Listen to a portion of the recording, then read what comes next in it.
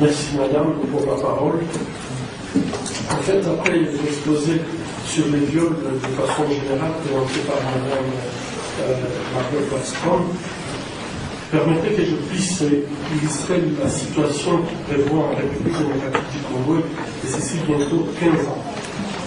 En fait, je voulais d'abord préciser que les viols qui se commettent en République démocratique du Congo, contrairement parfois à ce qu'on peut écouter de certains médias, ce n'est pas un fait culturel. C'est une conséquence de la guerre, et je crois que ici peut-être on va voir un tout petit peu comment en fait le conflit peut évoluer, mais aussi les crimes qui se commettent pendant le conflit et le post-conflit peuvent évoluer pour mettre en fait ces violences dans leur contexte qui est un contexte de guerre.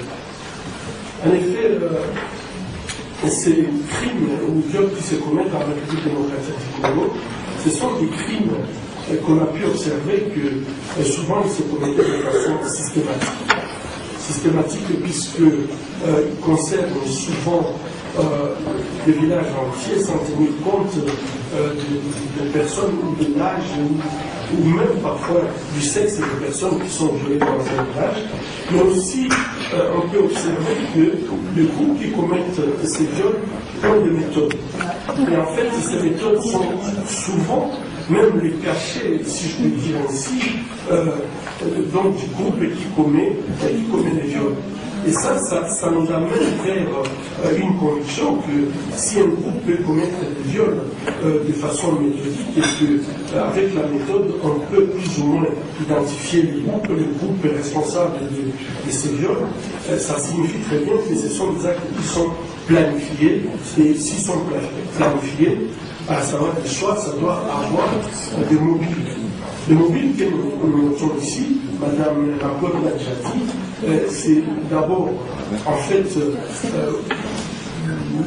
l'intention de vouloir exploiter illégalement les ressources naturelles de la République démocratique du Congo, et pour pouvoir les exploiter illégalement, en fait, l'objectif, c'est de faire partie de la population de leur territoire. Donc, il y a un objectif caché d'occupation territoriale derrière ces actes qui se commettent. On a pu même publier des cartes qui, lorsque vous les mettez ensemble, vous voyez que là où on a le plus de victimes, c'est là où on a le plus de portants de cassitérite ou de l'or. Donc, ce sont des actes qui sont prémédités pour des objectifs tout à fait clairs.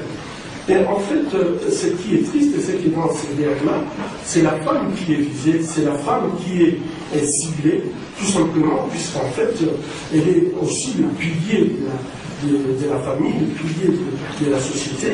Et lorsqu'elle est détruite, c'est beaucoup plus facile, en fait, de pouvoir disloquer en quelque sorte toute la communauté visée. Donc, en 15 ans, sur le plan médical, on a vu une évolution des actes qui s'est posée sur le terrain. Et là, je peux dire que quand la guerre a commencé en République démocratique du Congo en 1996, c'est qu'on pouvait observer. Cette guerre-là ne concernait pas notre impression sur le plan médical. Les blessures qu'on avait, c'était des blessures qu'on peut trouver dans n'importe quelle guerre.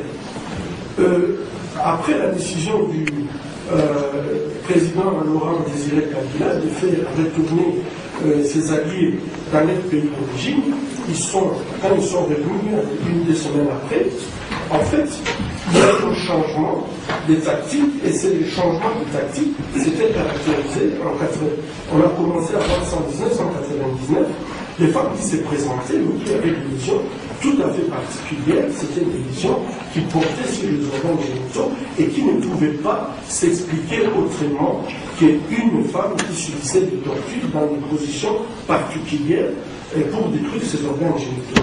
Et ici, pendant cette période, on va même noter les femmes qui étaient enterrées vivantes, à Kassika spécialement.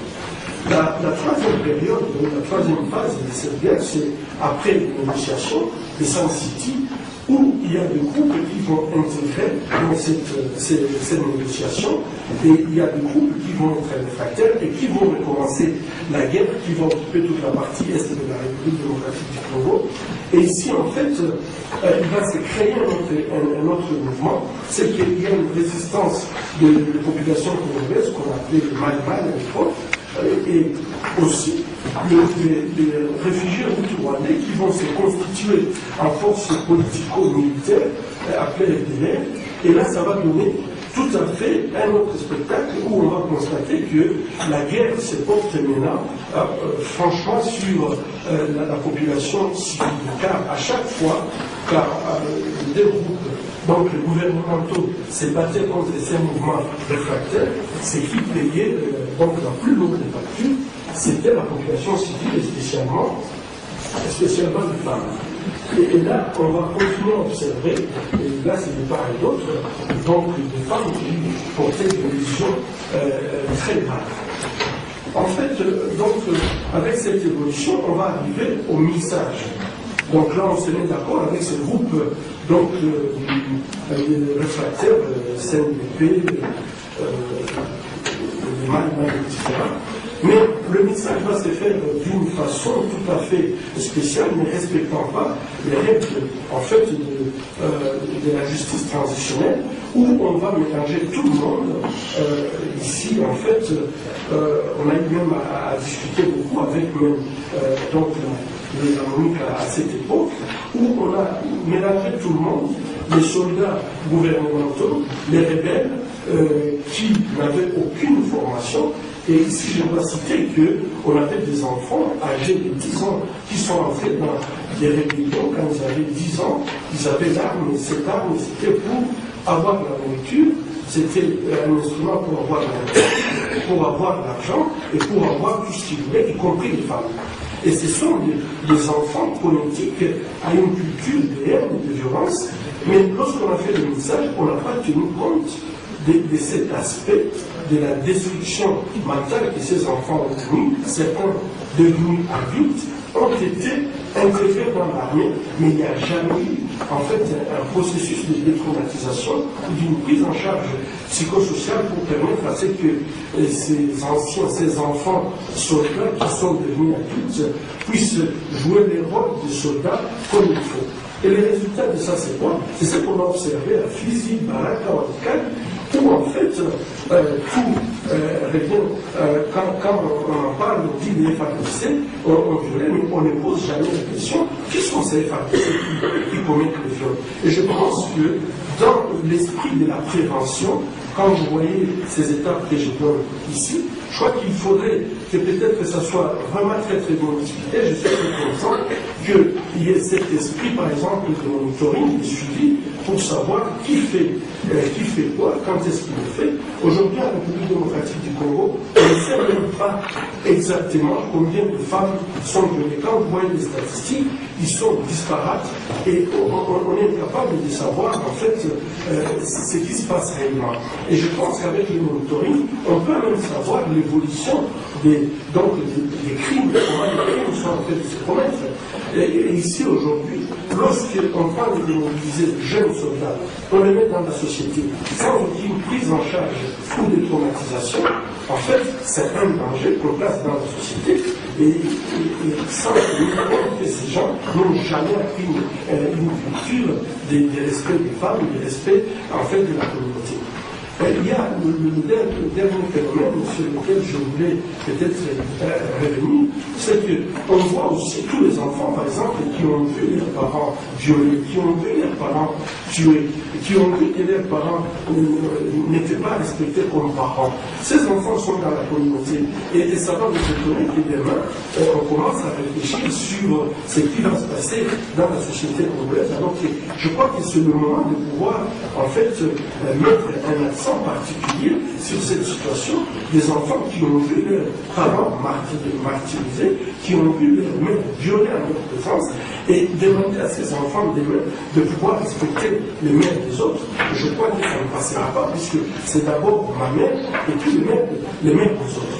Il y a des enfants qui sont en train de naître de viol, et ces enfants n'ont aucune affiliation dans les communautés, on a pris en charge les mamans, et on trouve que au début c'est très difficile d'accepter la grossesse. Lorsque l'enfant est là, il faut toute une équipe de psychologues pour amener à ce qu'il y ait une relation entre la mère et l'enfant issu du viol. On comprend que c'est très difficile. On y arrive souvent. Il y a un pourcentage de mamans qui reste tout à fait négatif de pouvoir accepter l'enfant. Mais après un certain âge, quand la femme veut recommencer sa vie, il y a une réaction que nous sommes en train d'observer. Ces femmes se disent, bon, docteur Moukwele, c'est votre enfant, moi j'ai trouvé, je vais recommencer ma vie, et peut-être que la personne avec laquelle je vais recommencer ma vie ne veut pas que je recommence ma vie avec cet enfant. Quand elle amène l'enfant chez les parents disent, c'est les parents de cet enfant qui ont tué notre père, qui ont tué notre soeur, notre frère. Cet enfant est rejeté aussi par cette famille qui ne le reconnaît pas. Eh bien, ça va nous étonner demain que ces enfants deviennent de nouveaux bourreaux sur les femmes. Non, je pense que la prévention voudrait assez qu'il y ait des stratégies qui permettent à ce que ces enfants puissent être intégrables et qu'ils puissent trouver leur place dans la société. Je vais m'arrêter là, je pense que je suis là de prendre.